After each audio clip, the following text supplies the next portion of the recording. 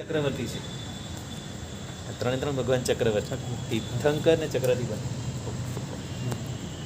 હવે લઈએ ગાથા નંબર 20.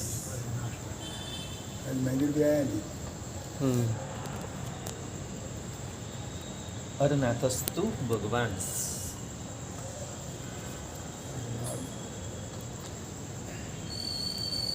બધા સંધિવાળા છે, એક એક સ્તુત્ય સંધિવાળા છે. એ બધી સોસાયટી છે.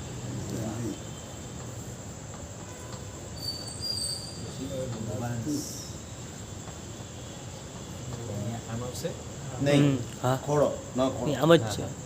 એટલે અનુસ્વાર તો છે ભગવાન ચતુર્થાર સ અને ચ. નહીં આમાં જ ભગવાનનામાં મીંડું જ છે. અનુસ્વાર છે આમ, એટલે પેલું જે એનું સંધિ થયું ને એના માટે આવો અનુસ્વાર. તમારામાં ના ખાલી મીંડું છે. ખોડો બતાવ્યો. હા તો કઈ નહીં, એ જે ન ખોડો છે ને એ થયું. જેવું આપણે કુંથુનાથ ભગવાનમાં છે ને હા, સેમ હા. એ જ સેમ બતાવ્યું. પછી સ્ર કયો છે? સ્ર છે કે સ છે? સ્વ હા, આ શ્રવણનો સ્ર નથી. સ્વ એ શ્રવણ એની સાથે ચ છે ને? શ. ભગવાન અને ચતુર્થાર નંબર. હવે જ્યાં ચા આવ્યો ને ચતુર્થાર. આમ જ છે. લાવો જોઈશ. હા, એમણે શું કે આ ન જે અડધો મૂક્યો ને ખોડો, આ અનુસ્વાર જ છે. એની જગ્યાએ આ લગાવ્યું છે. આ બંને સેમ જ છે.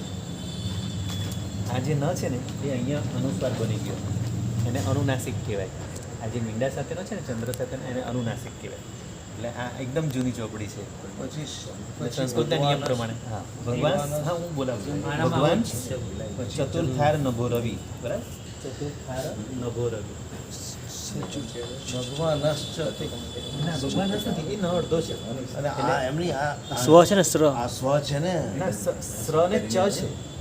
એટલે શું કરવાનું? ભગવાન આ ન ને સ્ર ને સાથે લઈ લેવાનું. ભગવાન હું બોલાવું, તમે બોલાવી. ભગવાન હા, ભગવાન ચતુર્થાર નભો રવિ. ચતુર્થાર. હા એમ કહું છું. ભગવાન હા અરનાથસ્તુ ભગવાન ચતુર્થાર નભો રવિ. રવિ. ચતુર્થ પુરુષાર્થ શ્રી.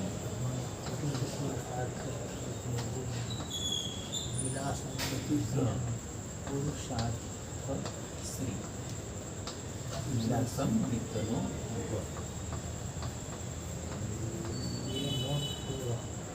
વિત્તનો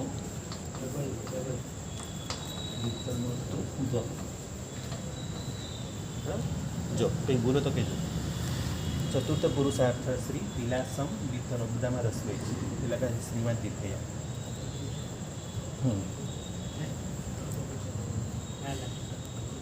બરાબર છે? હા, વિત્તનો તું, બરાબર. તો અરનાથસ્તુ ભગવાન, આમાં શું કીધું છે? અરનાથ. અરનાથમાં શબ્દ છે અર. અર એટલે શું ખ્યાલ છે કોઈને? અરનાથ નામ કેવી રીતે પડેલું? એમના જ્યારે માતાએ સપનામાં જોયેલું ને કે ચક્ર જોયેલું બહુ મોટું સપનામાં, અને એમાં બધા આરા હતા. સપના પેલા ચક્રમાં બધા આરા હોય ને, આરા પરથી એમનું નામ અરનાથ પડ્યું. ચક્રમાં બધા આરા, પેલું જેમ સુદર્શન ચક્ર પરથી એમાં બધા, હા, એમાં આરા, અંદર કેટલા બધા આરા હોય. એટલે હવે આમાં શું કીધું છે? અરનાથસ્તુ ભગવાન ચોથા આરા રૂપી. હા, સમય ચક્રમાં 6 આરા છે, પણ એમણે એટલા બધા આરા જોયા ચક્રમાં, એવું ફરતું ચક્ર જોયું અને એમાં આરા જોયા. અને ચોથા આરા રૂપી આકાશમાં. હવે આમાં બી આરા શબ્દનો જ ઉપયોગ કર્યો કે અરનાથ ભગવાન છે, એટલે આમાં આરાનું બી અંદર સેટિંગ કર્યું. ચોથા આરા રૂપી આકાશમાં સૂર્ય સમાન શ્રી અરનાથ ભગવાન વળી તમોને ચોથા પુરુષાર્થ, એટલે કે મોક્ષની લક્ષ્મીના વિલાસને કરો. ચતુર્થ પુરુષાર્થ, આપણે જે 4 પુરુષાર્થ કીધા છે, ધર્મ, અર્થ, કામ અને મોક્ષ. તો ચોથો પુરુષાર્થ છે મોક્ષ. એટલે મોક્ષને માટે ધર્મ કરવાનો. તો હવે આપણે શું કરીએ છીએ? ધર્મ કરીએ તો છીએ, પણ આપણે એની સામે ફળ માંગીએ છીએ અર્થ અને કામનું. અહીં આપણે ભૂલ કરીએ છીએ. એટલે આપણે આરાધના કરીએ છીએ, પણ આરાધના સાધના નથી બનતી. આપણે સાધના બનાવવાની છે. આરાધના તો આરાધના સાધના જેવી હોય છે, આત્મ સાધના જેવી બનવી છે. અને માત્ર મોક્ષના લક્ષથી કરો તો કર્મ નિજરા થાય. તો આ ચતુર્થ પુરુષાર્થ એટલે ચોથા પુરુષાર્થો, એટલે કે મોક્ષના માટે મોક્ષની લક્ષ્મીના વિલાસને વિસ્તારો. વિલાસમ એટલે કે વિલાસ. આમાં જે વિલાસમ લખ્યું છે, વિલાસમ વિતનોતું એટલે કે વિસ્તાર કરો. અને વહ એટલે આમ તો અમારું એટલે આપણા બધા, પણ આમાં એમણે આશીર્વાદ આપતા એમ તમને બધાને એવું લખ્યું છે કે તમોને બધાને, એટલે કે હવે એ તો બધા જ્ઞાની ભગવાન તો એ લોકો તો બધા તરી જ જવાના છે, ઉત્તમ જીવ હતા બધા, પણ સાથે સાથે આપણને બધાને પણ તરીએ એના માટે આશીર્વાદ માટે એમ કે તમોને ચોથા પુરુષાર્થ એટલે મોક્ષની લક્ષ્મીના વિલાસને વિસ્તારો. તો અરનાથ ભગવાન તમારા બધાને ચોથા પુરુષાર્થ એવા મોક્ષનો જે પુરુષાર્થ એના લક્ષ્મીના વિલાસને વિસ્તાર કરો. અને શું કીધું? ચોથા આરોરૂપી આકાશમાં સૂર્ય સમાન, જેમ આકાશની અંદર સૂર્ય પ્રકાશે પછી અંધકાર રહે નહીં, ના રહે, એવી રીતે આ અરનાથ ભગવાન એવા સૂર્ય સમાન પ્રકાશે છે. અને જ્યારે એમની દેશના વગેરે સાંભળીએ એટલે આપણા બધાના મિથ્યાત્વના અંધકાર દૂર થાય. એવા અરનાથ ભગવાન તમે જે મોક્ષની લક્ષ્મી માટે ચોથો પુરુષાર્થ જે કરી રહ્યા છો એના માટે તમારી મોક્ષની લક્ષ્મીના વિલાસને વિકાસ કરો એટલે વિસ્તારો. એવી હા, નભો એટલે આકાશ, અને રવિ એટલે સૂર્ય, એટલે આકાશમાં સૂર્ય સમાન. અને શું કીધું છે? અરનાથ ભગવાન ચોથા નભો રવિ એટલે ચોથા આરા, ચતુર્થા એટલે ચોથો આરો, ચોથો આરામાં જેમ રહેલા આકાશમાં રહેલા સૂર્ય સમાન. હવે એના પછી આપણે એટલે આને બોલાવીએ, ભૂલથી ભૂસાઈ જશે પછી. અરનાથસ્તુ ભગવાન ભગવાન હા ભગવાન અહીં તો બોલો.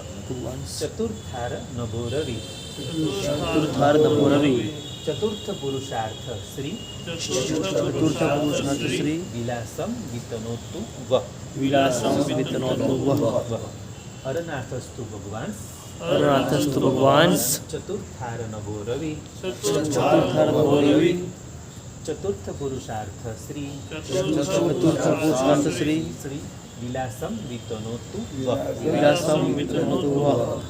બરાબર, ચાલો એક જણ પૂછ. અરનાથસ્તુ ભગવાન હા ચતુર્થાર નભો રવિ ચતુર્થ પુરુષાર્થ શ્રી વિલાસમ વિતનોતુ વહ. બરાબર. અરનાથસ્તુ ભગવાન ચતુર્થાર નભો રવિ બરાબર. ચતુર્થ પુરુષાર્થ શ્રી વિલાસમ વિતનોતુ વહ. પરફેક્ટ. અરનાથસ્તુ ભગવાન ચતુર્થાર નભો રવિ ચતુર્થ પુરુષાર્થ શ્રી વિલાસમ વિનોતુ વિતનોતુ. વિતનોતુ હા તો વિતનોતુ. વિતનોતુ પ્રભુ અરનાથસ્તુ ભગવાનસ ના ભગવાન જ છે ને, ન અડધો નથી. અરનાથસ્તુ ભગવાનસ ભગવાન ભગવાન હા નાને તો જોડી ચતુર્થાર દો. નભો રવિ હા ચતુર્થ નહીં તો પુરુષાર્થ વચ્ચે જ વિલાસમ વિતનોતુ વહ. હા અરનાથસ્તુ ભગવાન ભગવાન અરનાથસ્તુ ભગવાન ભગવાન ભગવાન હા નાને સ જોડી દેવાનું. ભગવાન અરનાથસ્તુ ભગવાન ચતુર્થાર નભો રવિ હા સ આખો નથી લેવાનો, તમે સ આખો લીધો. ભગવાન આ અડધો જ છે એટલે આ અનુસ્વાર અને સ્ર જોડી દેવાનો. ભગવાન ભગવાન. હા સ્ર છે કે સ છે? હા સ્ર છે, શ્રવણનો સ્ર બોલવાનો. શ્રવણનો સ્ર છે. પણ હવે જો બોલતા ફાવે તો સારી વાત છે, રબી બોલાય તો ભગવાન એ રીતે. ભગવાન. હા ને તો પછી પેલો સ પેલો ભગવાન સકોરાનો સ આવી જાય. ભગવાન ચતુર્થાર ભગવાન અરનાથસ્તુ ભગવાન અરનાથોસ અરનાથસ્તુ બરાબર. એક મિનિટ હા, મારી અરનાથ આમ જ છે. હા, અરનાથ જ છે બરાબર. અરનાથસ્તુ અરનાથસ્તુ ભગવાન ચતુર્થાર નભો રવિ ચતુર્થ પુરુષાર્થ શ્રી વિલાસમ વિતનોતુ વહ. હા, વિલાસમ અહીંયા અડધો માણસ વિલાસમ વિતનોતુ. વિલાસમ હા, વહ, વહ. વિલાસમ વહ. વિતનોતુ વહ. વિલાસમ વિતનોતુ વહ. હા વમાં હમાં હા ખરી વહ વહ વને હ એટલે વિસર્ગ છે ને, વિસર્ગને અડધો હલે વહ. અરનાથસ્તુ ભગવાન ચતુર્થાર્થ નભો રવિ ચતુર્થ પુરુષાર્થ શ્રી વિલાસમ વિનોતુ સ્તવ વિતનોતુ વહ. વિલાસમ વિતનોતુ હા બરાબર. અરનાથસ્તુ ભગવાન અરનાથસ્તુ ભગવાન અરનાથસ્તુ હા ભગવાન થ તમારે છ નથી આવતું. અરનાથસ અરનાથસ્તુ ભગવાન બરાબર. ચતુર્થાર નભો રવિ બરાબર. ચતુર્થ પુરુષાર્થ શ્રી વિલાસમ વિતનોતુ. હા બરાબર બરાબર પરફેક્ટ. હવે લઈએ આપણે 21મી ગાથા. ટાઈમ છે ને જોજો, આજે તો બીજી બધી ચર્ચા નથી. એક 15 એન્ટ્રી પડી ગઈ ને આપણી, આ બધી વાતો કરવા એટલે 15 એમ ગયા. કે છે બધી સારી સારી વાત. આ સારી વાત તો ભગવાને આંબેલી વાત સુરાસુરનરાથી. એક લઈ લો કોઈને હા, મન થાય આ બી ઉપાય છે. કોઈને આંબેલી પર મન થાય ને મલ્લીનાથ વાત ભગવાન કરી છે હોય. હવે. પ્રેરણા મલ્લીનાથ ભગવાન.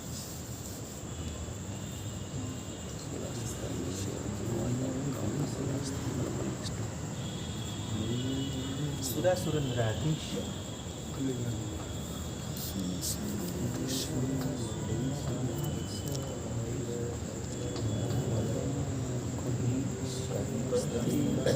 અરે દીર્ઘઈ છે નરાધીશ. પછી તો એટલા બધા તમારા દીર્ઘ જ છે ને, રસોઈ નથી ને? બરાબર. મયુર નવવારિદમ. મયુરમાં દીર્ઘ. વારિદમ. વારીમાં રસોઈ. આ જો આમ મને આમ કર્યું એટલે મખોડો. વારિદમ. માનો કે અહીંયા હું મીંડું મૂકો તો મ કાઢી નાખો તો એ જ થાય. વારિદમ. કર્મદ્રોન્મૂલને હસ્તી. દ્રોણ. ના આમાં બી બીજું દીર્ઘ છે. દ્રોન્મૂલન. મૂળમાં પણ દીર્ઘ છે. મૂલને હસ્તી. મલ્લમ મલ્લી મવિષ્ટુ. આ બહુ સરસ. મલ્લમ મલ્લી શબ્દ બહુ મલ્લમ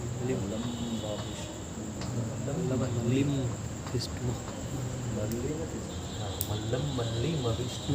મલ્લમ મલ્લી વિષ્ટુ.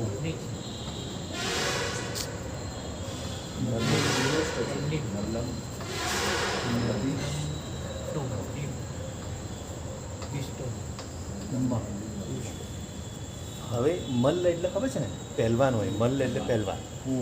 જે પહેલવાનોમાં બધા એકદમ ટોપમાં ટોપ હોય ને, એમાં બી બધા સારી કક્ષાના એકદમ શ્રેષ્ઠ કક્ષાના મલ્લ હોય. પહેલવાનોમાં બી જે હોય. અને મલ્લી એટલે બધા પહેલવાનોના પણ પાછા ઉપરી હોય ને મલ્લી કહેવાય.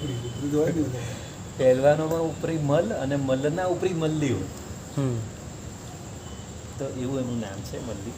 તો હવે શેના માટે કીધું છે હવે કર્મદ્રુન્મૂલને હસ્તી. મલ્લમ મલ્લી મવિષ્ટુ. એટલે કે કર્મને મૂળમાંથી, જળ મૂળમાંથી ઉખાડવા માટે, જેમ હાથી કેવો બધું જળ મૂળમાંથી કાઢી, મોટું મોટું ઝાડ હોય તો સૂંઢમાં પકડીને આખું મૂળમાંથી કાઢી દે, તો એવા હસ્તી એટલે કે હાથી સમાન. પણ એવા મલ્લી છે કે મલ્લોના પણ ઉપરી. બધા 10,000 સામે 1000 મલ્લો આવ્યા હોય તો બધા મલ્લોને ઉચકીને ફેંકી દે એવા મલ્લી. અને મલ્લી કહેવાય. તો જો સુર, અસુર અને મનુષ્યના પતિ ઇન્દ્ર, ચક્રવર્તી આદિ રૂપી મયુરોને ઉલ્લાસ કરવાને નવીન મેઘ સમાન અને કર્મરૂપી વૃક્ષને ઉખાડી નાખવામાં ઐરાવત હસ્તીરૂપ શ્રી મલ્લીનાથની અમે સ્તુતિ કરીએ છીએ. હવે આમાં બધું નથી આપ્યું, પણ મેં એક બીજા પુસ્તકમાં વાંચેલું કે મલ્લ અને મલ્લી શું છે, એટલે મલ્લ અને મલ્લીમાં શું ફરક છે. એમાં થોડું બહુ વધારે વિસ્તારથી પેલું ઉભાવપતિમાં તાળું ખોલો વગેરે બધી એક પુસ્તક આવે છે. પછી પેલું શું કહેવાય છે,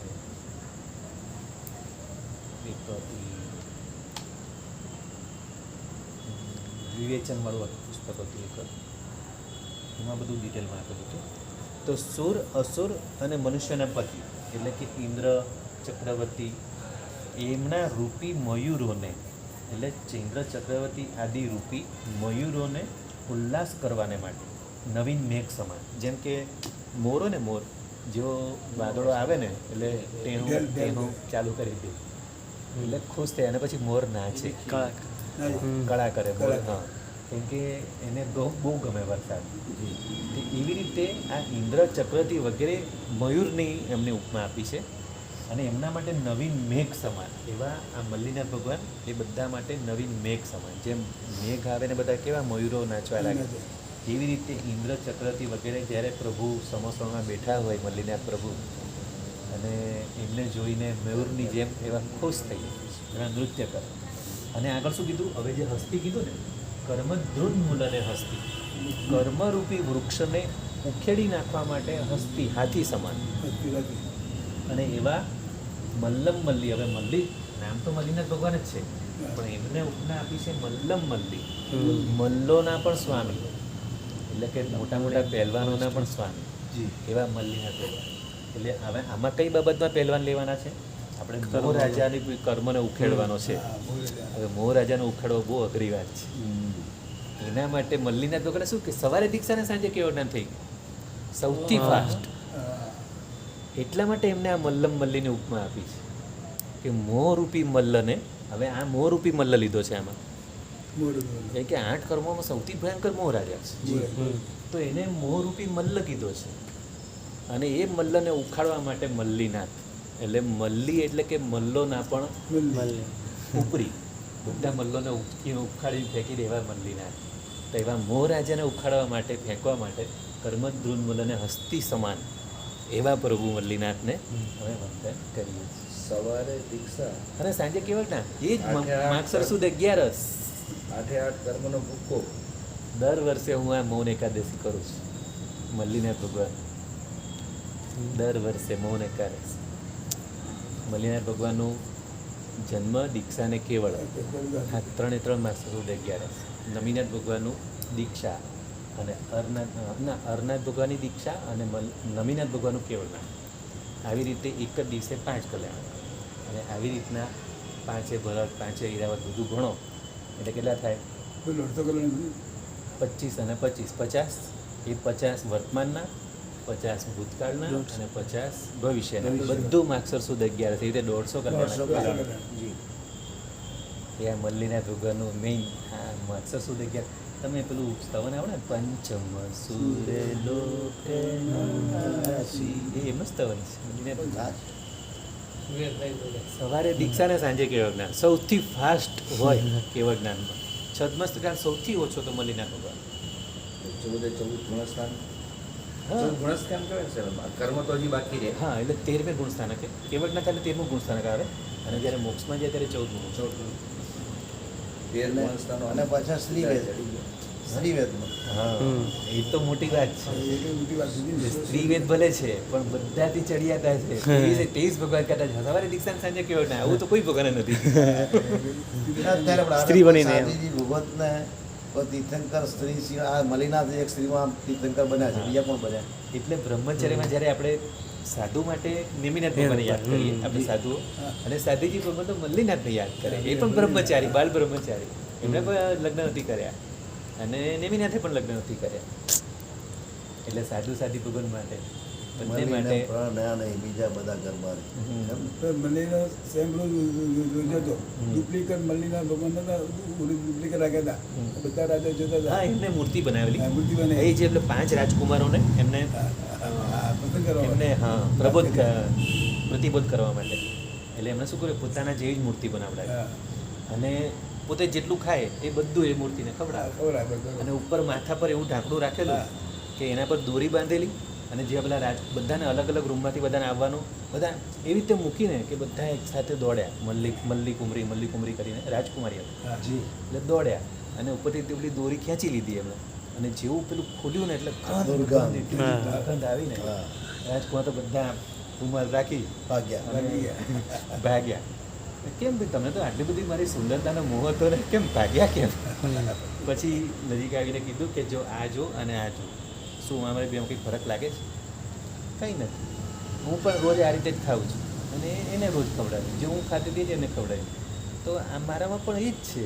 આ ખાલી ઉપરનો બધો મોહ છે, બધો વૈરાગ્ય. 5 રાજકુમાર વૈરાગ્ય બધા જ દીક્ષા લેવા તૈયાર. અને માગસર સુદ 11 એમણે તો દીક્ષા લીધી. આ રાજકુમારોએ બધાએ, એમના માતા પિતા બધાએ દીક્ષા. હા, મલ્લીનાથના માતા પિતા નથી લીધી. સવારે દીક્ષા ને સાંજે કેવળ. ત્યારનો સમય એવો હતો ને કે અડુકર્મી જીવો હશે એટલે તરત વૈરાગ્ય થઈ જાય છે. પણ આ વૈરાગ્ય ભોગવવા માટે કેવું કર્યું છે? હળુકર્મી સાહેબ કેવું કર્યું છે? પણ કેવું એમ અમારે સવારે દીક્ષા ને સાંજે કેવળ ના. અને ખાલી એક જ સ્ત્રીવેદ બંધાયું એટલું જ, બાકી તો ગૃહભોમાં બહુ ઉત્તમ સાધના કરી. એટલે ઉપસર્ગ તો કોઈ દેખે જોવા જ નહીં મળ્યા. અને આ બધા રાજકુમારે પણ ગયા ભોમાં બધા સાથે દીક્ષા લીધેલી હતી એ લોકોએ પણ. ઉપસર્ગની વાત કરે, ઉપસર્ગ શું આવે આમાં? સવારે ઉપસર્ગ તો જોવા જ નહીં મળ્યા. થયો જ નથી, કોઈ જાતનો ઉપસર્ગ નથી થયો. તેથી લાગે તો દીક્ષા લીધી એટલે તે દિવસે ઉપવાસ હોય.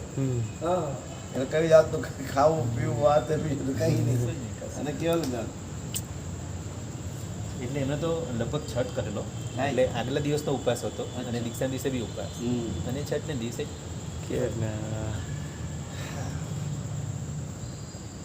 હવે ગાથા લેવી છે કે હવે કાલે રાખી ચાલે. બરાબર ટાઈમ બદલાઈ ગયો હવે કાલથી પોણાનો પણ હવે સારા રહો.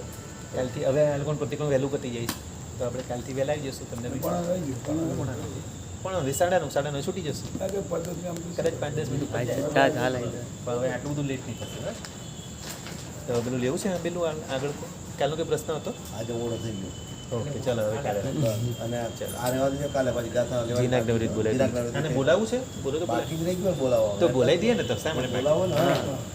સુરાસુર નરાધીશ સુરાસુર નરાધીશ મયુર નવ વારિદમ મયુર નવ વારિદમ કર્મદ્રુન્મૂલને હસ્તિ કર્મદ્રુન્મૂલનેસ્તિ મલ્લમ મલ્લિમભિષ્ટુમ મલ્લમ મલ્લિમ વિષ્ણુમ સુરાસુર નરાધીશ સુરાસુર નરાધીશ મયુર નવ વારિદમ મયુર નવ વારિદમ કર્મદ્રુન્મૂલને હસ્તિ કર્મદ્રુન્મૂલને હસ્તિ મલ્લમ મલ્લિમભિષ્ટુમ મલ્લમ મલ્લિમ વિષ્ણુમ હવે આમાં શું થશે આ મલ્લી છે ને આના પર મીંડું થઈ જાય એટલે આ અભિષ્ટુમ થશે મલ્લમ મલ્લિમ અભિષ્ટુમ હા, મને બધા આવી ગયો હા આ સંધિ છૂટી પડી સમજી અને પેલું સંધિ હતી એટલે આનો મ અહીંયા લાગે મલ્લમ એટલે મભિષ્ટુમ. પણ મભિષ્ટુમાં શબ્દ નથી અભિષ્ટુમાં શબ્દ છે બોલવાનું કઈ રીતે આપણે આ બોલવાનું તો આ મલ્લમ મલ્લિમ અભિષ્ટ આમાં હા. તમે સાથે બોલશો ને એટલે એમાં સંધિ સાથે બધો અર્થ આમ આવી મનમાં એનો અર્થ વિચારવાનો કે અભિષ્ટુમાં શબ્દ છે. હા અને આ રીતે કરવા પાછળનું કારણ કે આને જે તે અલંકારની અંદર એને હા અલંકૃત કરેલું હોય હા, એટલે એટલે એના રાગમાં બરાબર બેસતું હા લઘુ લઘુ ગુરુને ધ્યાને લઈ આટલી માત્રા જોવે એ માટે થઈને આ બધા આજે સાહેબજી વાત કરતા હતા ને જી જી સર બરાબર તમે યાદ રાખ્યો સરસ જો હું તને અભિષ્ટુમાં બી અર્થ થઈ ગયું